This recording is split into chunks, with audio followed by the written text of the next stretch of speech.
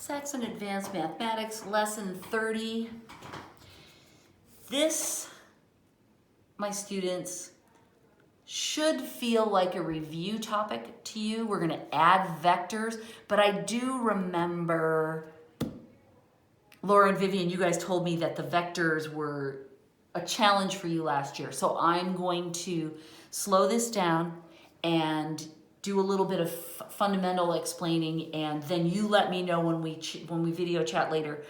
Let me know how this is going and if it makes sense to you. Okay, first we want to talk about the whys. Why would you ever want to add vectors?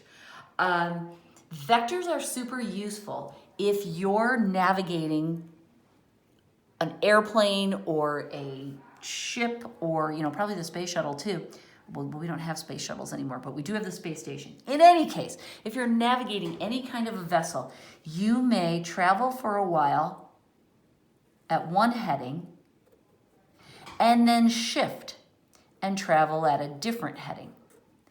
And what vectors will do, if you can add these two vectors, that will tell you where you will be relative to your original position.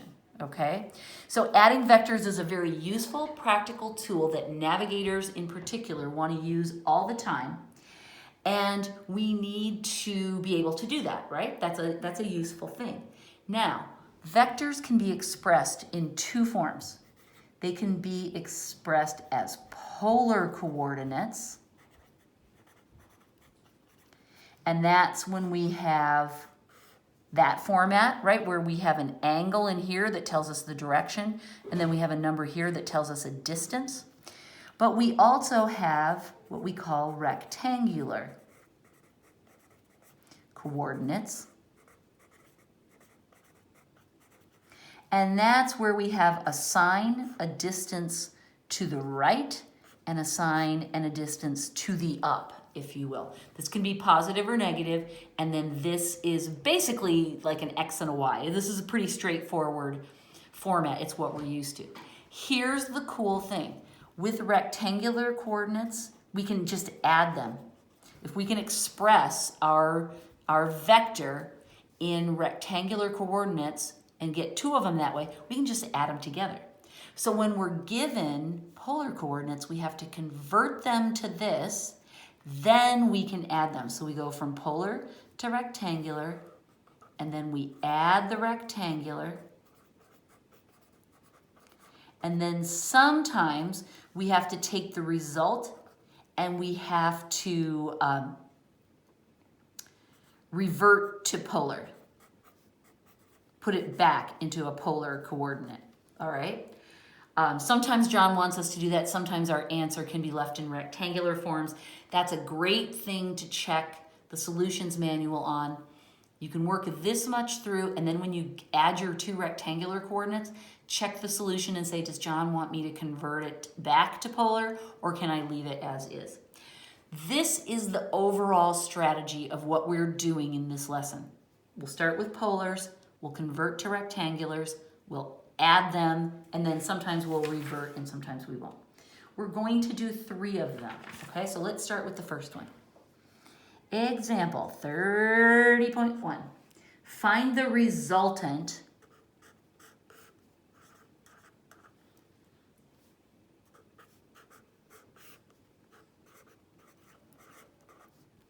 okay, let me just show you. Here it says, find the resultant of that plus that. Well, guess what? That just means add them. That's what find the resultant means. Sounds so fancy, doesn't it? So what we're supposed to do is figure out, again, just this direction isn't necessarily right, but if we go 4 units at 20 degrees, and then we go 7 units at minus 230, I'm just making up these arrows. They aren't necessarily correct. Where will we end up compared to where we are now? Okay? That's what we're trying to do. So the first thing that we do to manage these problems is we draw the picture. The triangle, if you will. So again, what I like to do is I like to kind of separate my page. I did this in the last problem. I'm going to work this side for this one and this side for that one. And then I know that I want to create an answer that's going to have rectangular coordinates in it. So I'm setting up my blanks because this is what I want to end up with, and it helps me stay focused. So I'm going to convert this one to this, and then this one I'm going to put here. And then I'm going to add them. And I'm going to have this. Right? And I may need to take this and change them back to polars, but we'll deal with that when we get there. So the first step is to draw the triangle. I want to figure out which quadrant it's in. 20 degrees, okay, that is a nice easy one. That's going to look like this, right? This is going to be 20 degrees, and this is my hypotenuse, 4. So to find this right value, this one, I'm going to use cosine, right? Because this is the adjacent. So 4 times the cosine of 20 degrees is going to equal the right value. And then the up value, to find this, that's going to be the sine, right? Because that's the opposite side. So that's going to be 4 times the sine of 20 degrees. I'm jumping right into the shortcut here because I think we've already done the problems where I show you the long way of doing that, but it just helps to remember the right value is associated with cosine, the up value is associated with sine. They're going to be positive because we're here in the first quadrant.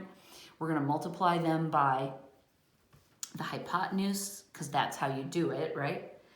And I am going to get, for this one, 3.76 and 1.37. This you would do on your calculator. My calculator's filming. That's one thing I hate about this is that I can't show you how to push the buttons, but hopefully you can figure that out. Let me know if you can't.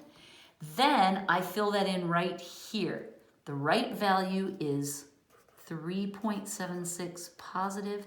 The up value is also positive, it's 1.37, all right? So I've got my first triangle all set up, and that came from there. Now I'm gonna do the same thing with the second triangle. Minus 230, so I'm thinking about what quadrant it will be. 90, 180, 270. Okay, so it's gonna be in the second quadrant, right? Because this negative number tells me to go the opposite way. So it's gonna be 90, 180, and then I need 50 more, don't I? So this is gonna be a 50-degree angle. We're back to using our calculators. We're doing angles that are not just our fun little special triangles or our new quadrantal triangles, but we're back to punching buttons in the calculator to do weird stuff. Okay, so this is 50 degrees. And this we know is 7, our hypotenuse. So again, for my right value, I'm going to take 7 times the cosine of 50 degrees. And then for my up value, I'm going to do 7 times the sine of 50 degrees. And I can see that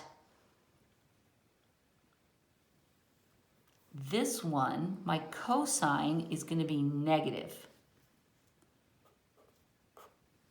And so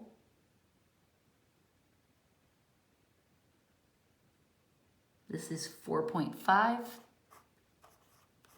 And sine, that should be, this one should be positive, and that is 5.36. Copying out of the book, you should be able to calculate these on your calculator. Remember, first you put in 50, then you hit cosine, and then you say times 7. So you work backwards through these. 20 cosine times 4. And we're using the first value. We're not using the inverse trig functions. We're using the regular, the ones on the front buttons of the calculator. All right, so now I'm gonna plug these values into my summary page right here. So this one is minus 4.50 and plus 5.36. Now I simply add. And this will be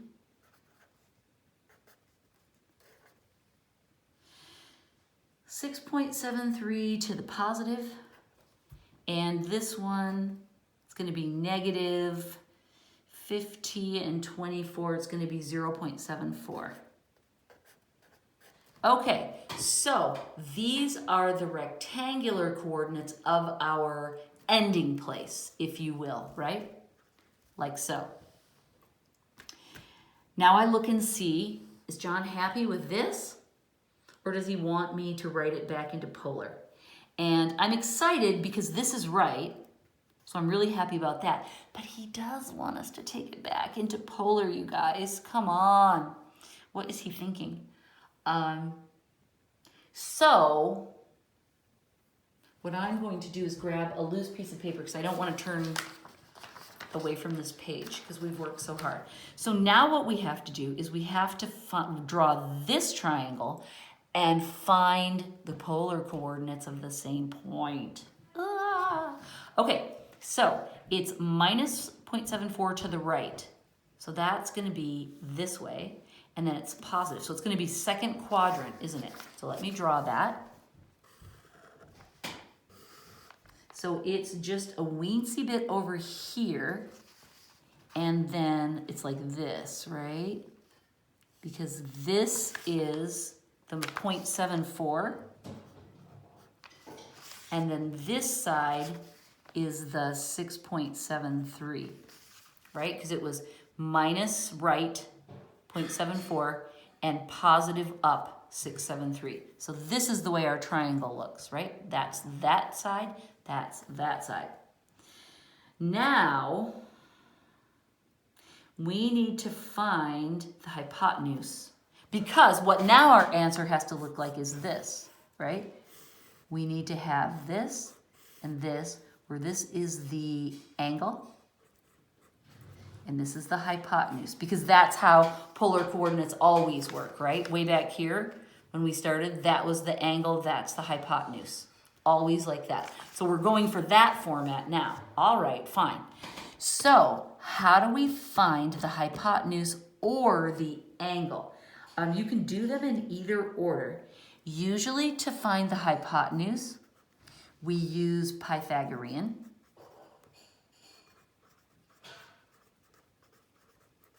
And to find the angle, we use inverse tangent. All right, that's my general advice to you. You can do it in either order. To use Pythagorean theorem to find the hypotenuse, we know that these two are the legs. So the hypotenuse, if we jump, the Pythagorean theorem, we know it's a squared plus b squared equals c squared. We're calling c our hypotenuse. And you can reformat this to say the hypotenuse equals the square root of the two legs, right? So that means that our hypotenuse is equal to 6.73 squared plus, I'll make it 0.74 just for clarity's sake. So on your calculator, what you can do is enter this, square it, add, parenthesis, put that in, close it, square it, equals. When you get all of that done, then you hit square root one more time, and if you're super lucky and everything's good, you should get 6.77. All right? That's the length of our hypotenuse. That checks out, doesn't it? Because this is a tiny side. My picture makes it look bigger than it is, but this should be much smaller. And so the hypotenuse is going to be very close in size to this side, isn't it? So I can write 6.77 here in my answer. That's where the hypotenuse goes. We're almost there, we're almost there. Now we need the tangent. So what we say is that the tangent of some degrees here is equal to opposite over adjacent, right? Over Arthur. So 6.73 over 0.74. So in your calculator, what you want to do is you want to take 6.73, divide it by 0.74 equals, right? Get the value for that. Then you want to hit inverse tangent, right? We have the decimal number, we want the angle. So we use that inverse button that you have to usually hit second, the second key in order to get the trig functions with the minuses in them. And if you do that, you should get 83.73.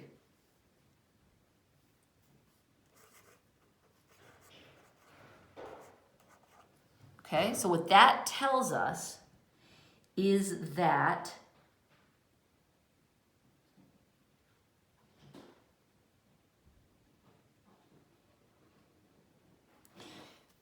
this is the measure of this angle. Okay, so theta, this is theta right here.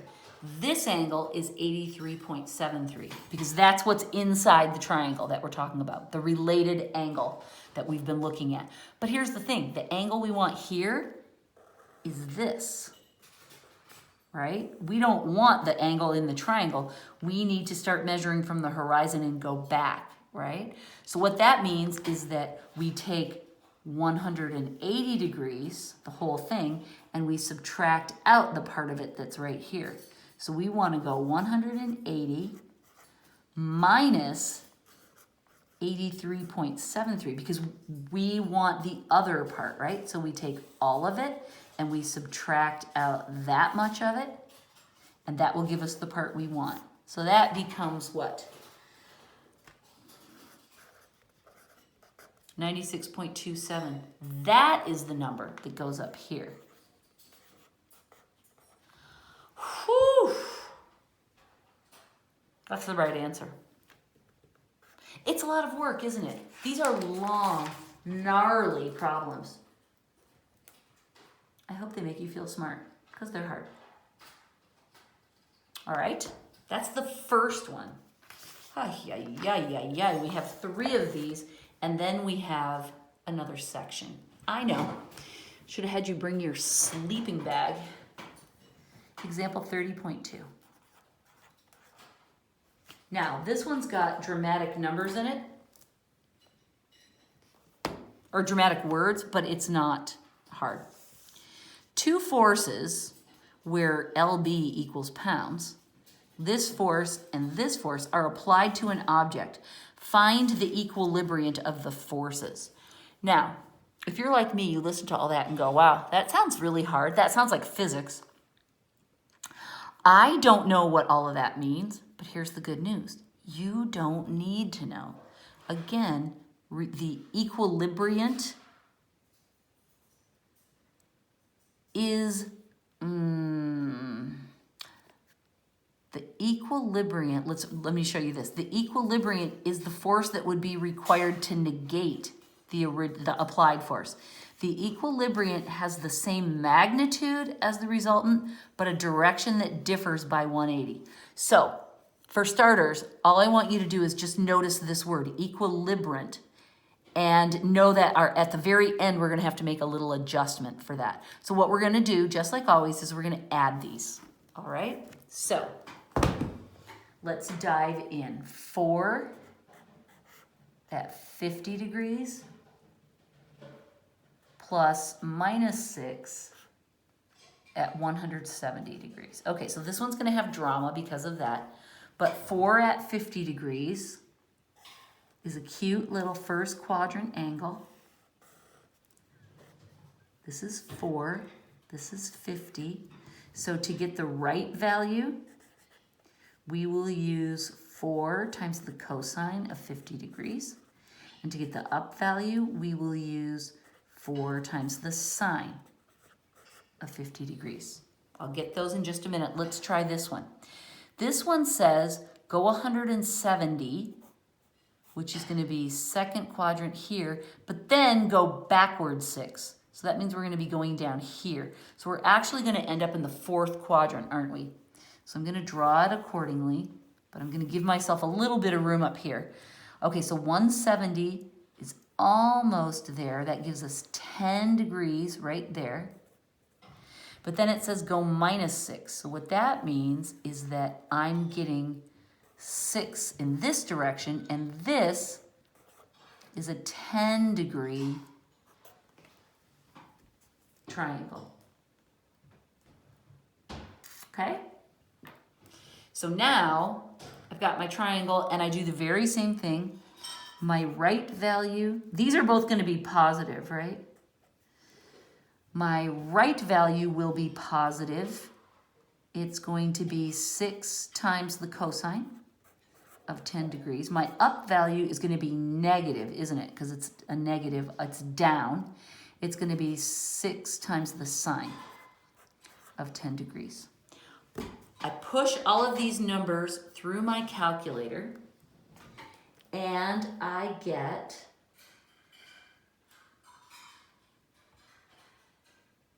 oh, sorry, I got distracted. I was looking at the other problem.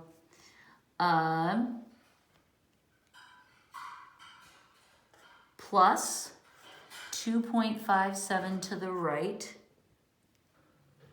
plus 3.06 up. That's the first one. The second one is 5.91 to the right and minus 1.04 up, right? So this is, I didn't draw my box first. You can do that if you want.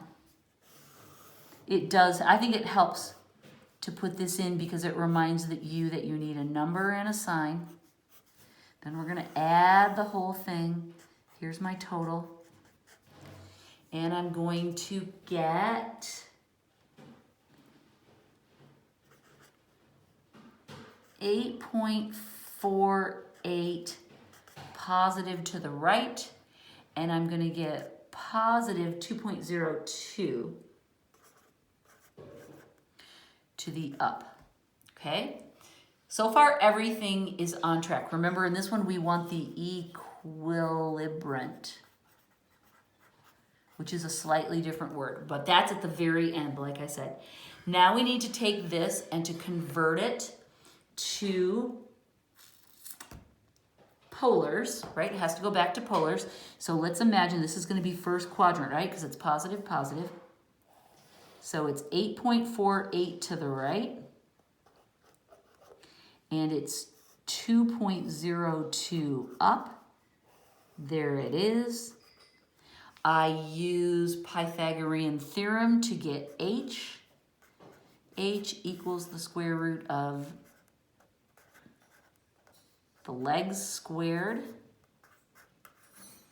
right? This is my adjusted version of the Pythagorean theorem. H is the same as C. So I square both of my legs, add them, and take the square root. And my value here is 8.72. And remember, I want this to look like this. So my hypotenuse is 8.72. This is going to be what we call the resultant, right? We're almost to the place where we're going to take that into consideration. And then we need to find this angle, theta. We don't have to do any drama with subtracting this time. We just know that the tangent minus 1, the inverse tangent of theta is opposite 2.02 over adjacent 8.48. We divide it. We get the decimal number. We hit second. We hit tangent to the minus 1, and we get theta equals 13.40 per John. That goes here. So what that tells us is that if you take these two angles You add them together. This is what you'll get. You go 13.4 degrees up into the first quadrant, and then you go 8.72 out. But we don't want the resultant, we want the equilibrant, which simply means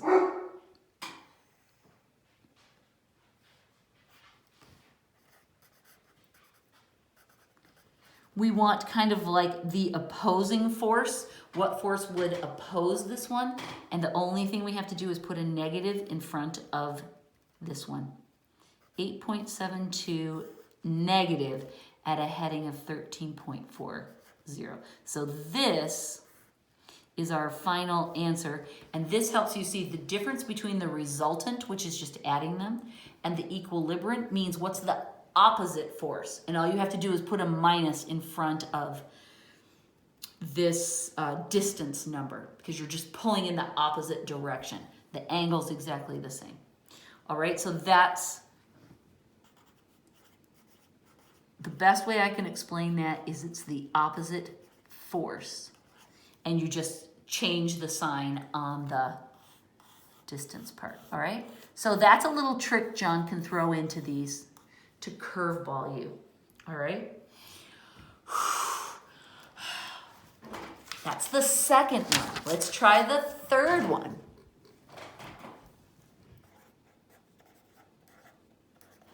Ready? What vector force must be added? Let me show you. What vector force must be added to a force of that many newtons, to obtain a resultant of that? What? So this time they're not telling us the two things to add together. He's telling us this plus what else will give us that. All right, that's fine. We'll figure it out. We can do this, John. Okay, so the first one, the one that we're adding to is 20 at 30 degrees. So let's rewrite this in polar coordinates. And again, when they talk about newtons and put weird units on it, don't worry about that. That doesn't affect us. We're just going for the triangles and doing what we know how to do. So here we go. We're in the first quadrant. We have a 30-degree angle. Our hypotenuse is 20. So the right value is 20 times the cosine of 30 degrees, and it'll be positive. And the up value is 20 times the sine of 30 degrees. It will also be positive. All right, so what we get for here is the cosine is 17.32, and the up value is 10. Okay, so we can write this as plus 17.32 to the right plus 10 to the up. All right, so that's the first part. Now, we're going to add another vector. We don't know it yet, but together they have to equal, what did we say? It has to equal 25, so I'm going to put that up here. So this is the total. 25 at 0 degrees. Okay, so how would we write this as a rectangular coordinate? Well, it's kind of easy. Let's just look. 0 degrees means we stay right here, and 25 means this is 25. So this is pretty straightforward because we know that this is going to be 25 to the right and 0 ups, right? Because it's like, pretend it's like that. It's sort of like the unit circle where it's actually flat on the line, but if we draw it a little bit, it helps us see it. Okay, so this is what our total needs to be. So I put that down here in the total. Now, we can back into our answer, right? We know that this is going to have to be minus 10 because 10 minus 10 is 0.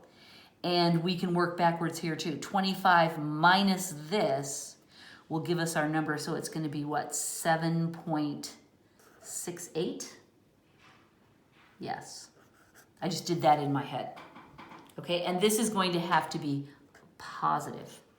All right? So this is the force that we need. This is the force we had. This was the total force we needed to get to. So this is what we figured out we needed just by subtracting. So now we have to figure out what this little pup's polar coordinates are going to be. So here we go one more time. Positive right, negative up, that means fourth quadrant, right? So it's going to be 7.68 this way. And then there's the negative 10. It'll be kind of like this, right? This is the 10, right? That's the negative 10. That's the positive 6.8. Then we'll need to figure out our hypotenuse, right? Because our answer has to fit into this format, right? So hypotenuse, angle.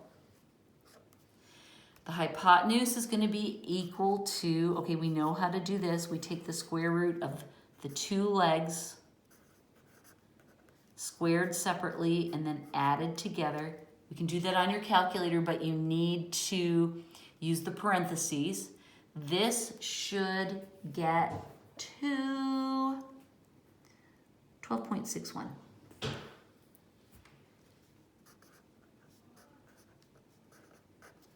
Right? And so that number goes here.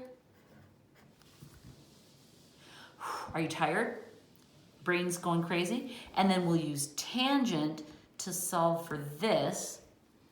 The tangent of theta, this is theta, equals opposite over adjacent, 10.68.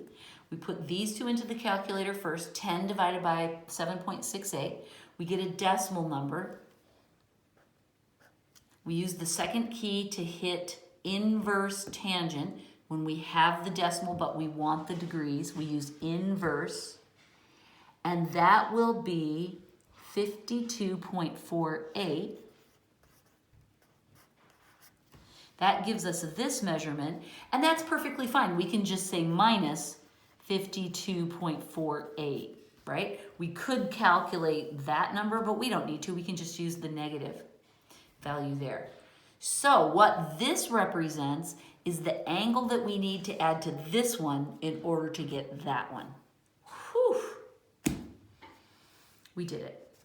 And just to be super team players, we want to put a degree on that.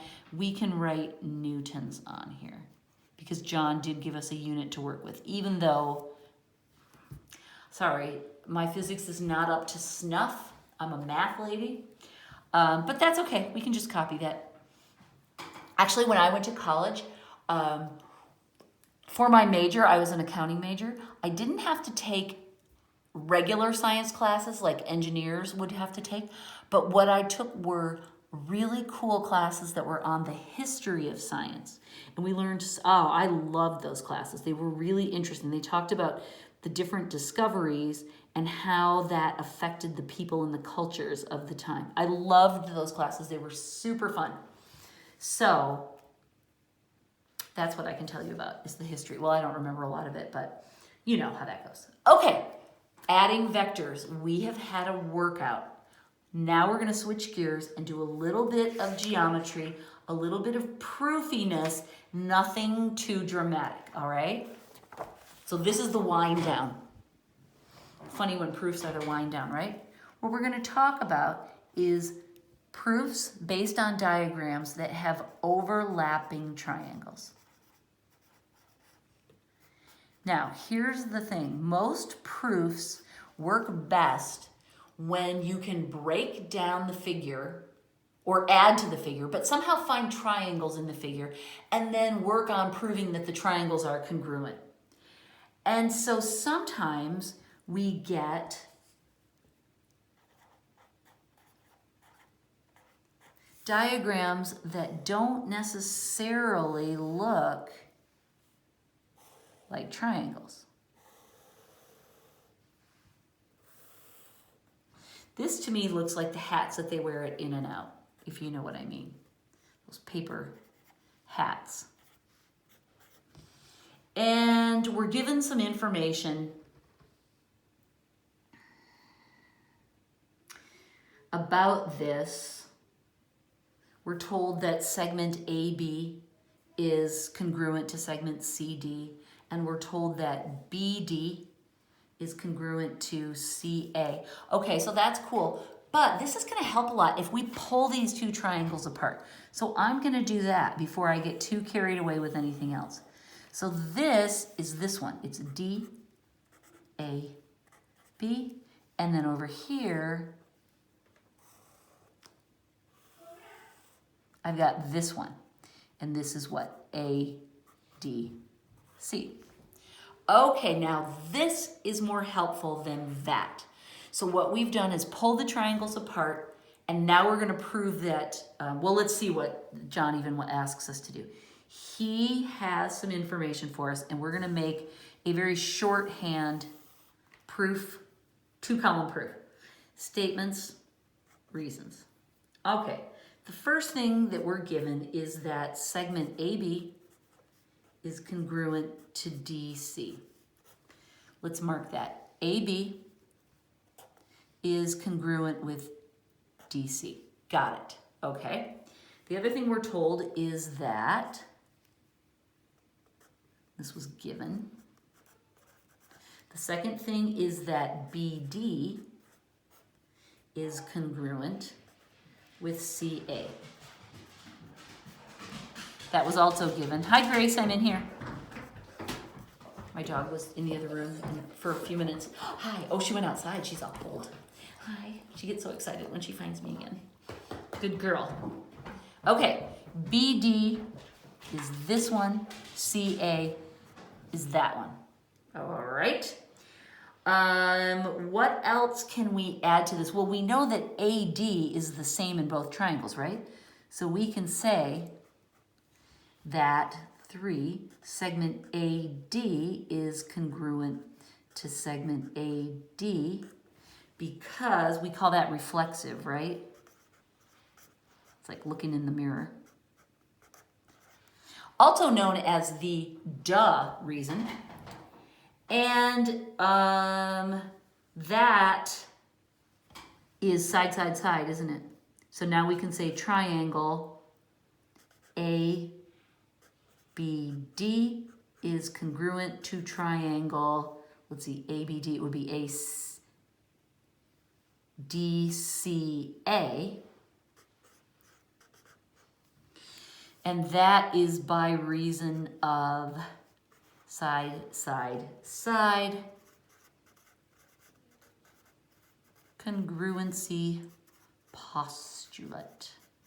Yay! So I hope your takeaway on this is that the proof's pretty easy. The trick is just to pull the triangles apart. So we're just going to zip through a couple more. 2 more that work on the very same premise and are nice and fun. Okay, this example 30.2.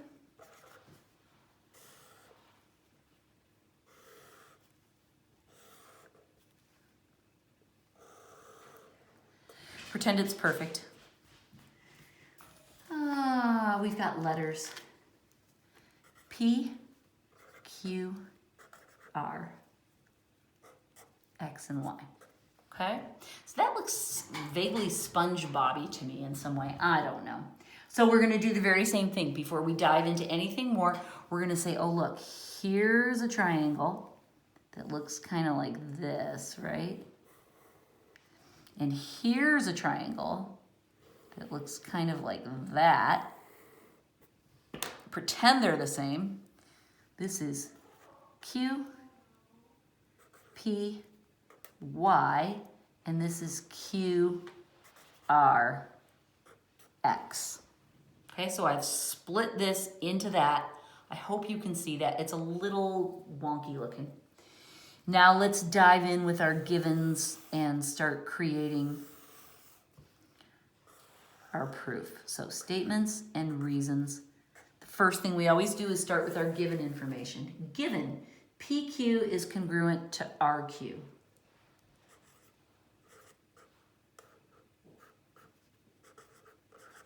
That's a really bad congruent sign. Segment PQ, segment RQ. Okay, PQ, RQ, those are the same. And that was given. 2. QY is equal to QX.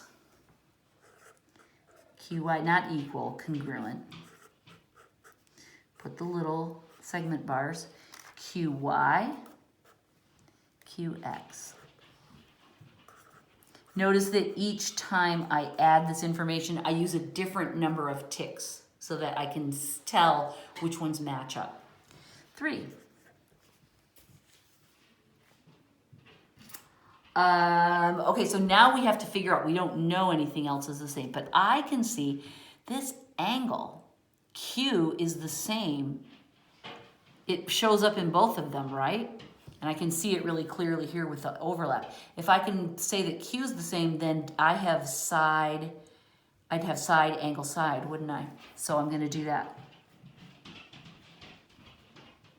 I'm gonna mark that in, and I'm gonna say angle Q is congruent with angle Q, and that is reflexive.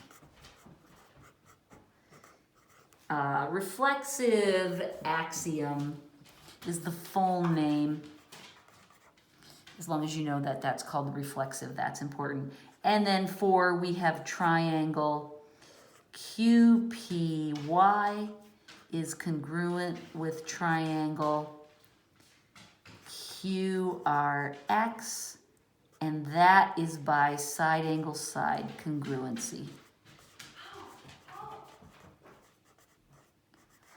Congruency postulate. Make sense? Again, it's all in those triangles. And here comes the last one.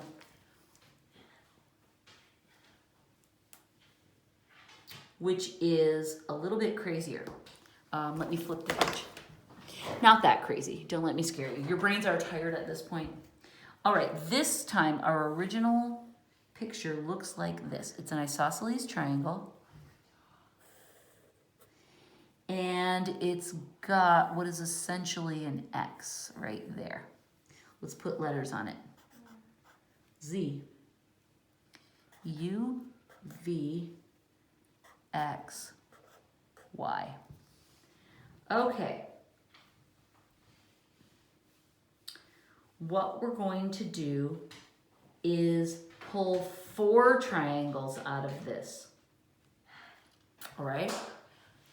First, let's start with the little ones at the bottom. There's this one and this one, right? So I'm gonna pull those out. This is X, U, Y, and then I've got this one. This is Y and X and V. Okay, so that's, this one is this one, that one is that one.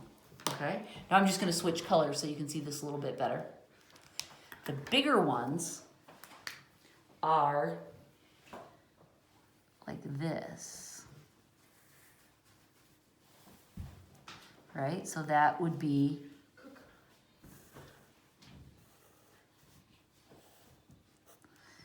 Z, X, V, and then the other one is like that, right? So that's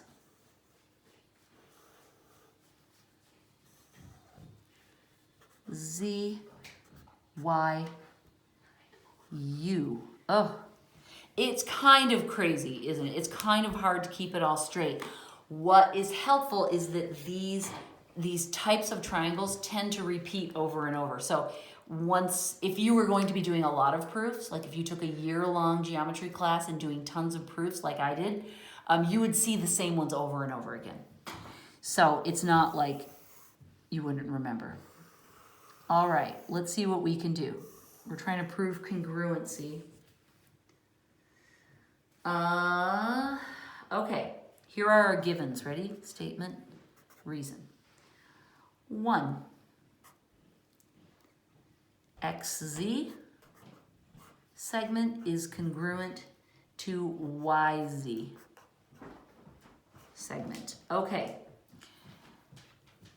XZ, YZ, that's here, right? And that's a given.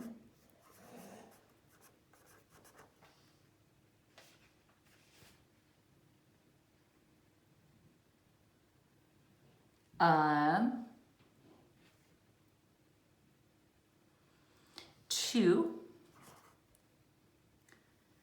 XV is perpendicular with YZ. XV and YZ. XV and YZ. XV and YZ. This is perpendicular like this. Okay? And YU is perpendicular with XZ. YU is perpendicular with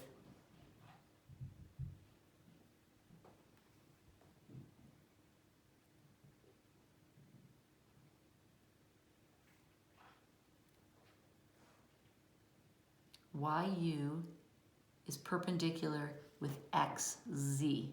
So that's here, but it's also, let's see,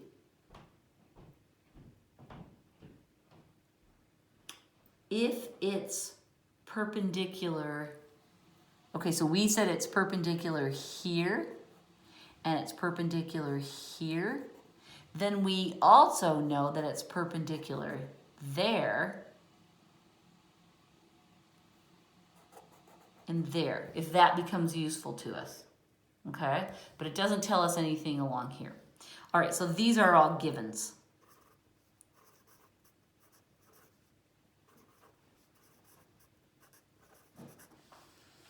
Okay.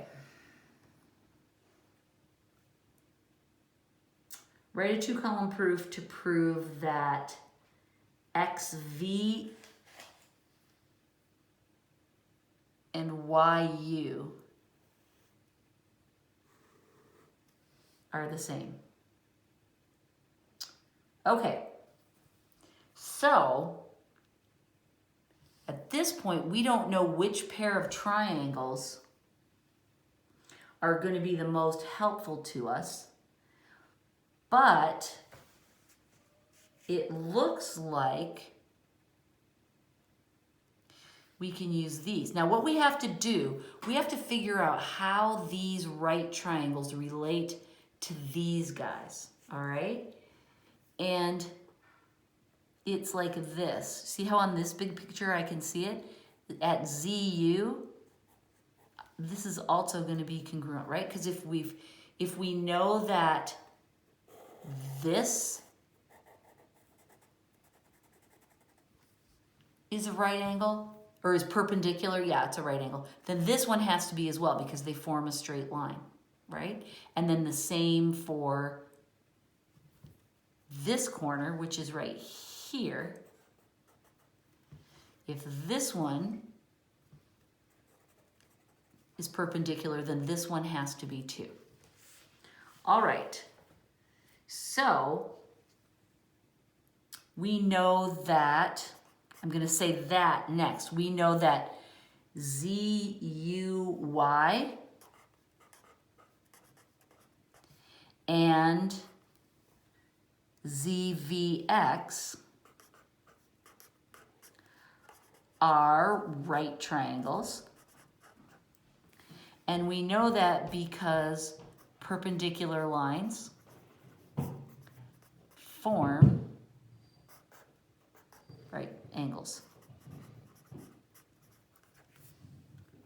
Okay, then we know that these two angles must be the same. I don't even want to write that down, that's so obvious. And then we know that angle Z is congruent to angle Z, right? So this and this are the same because that's reflexive.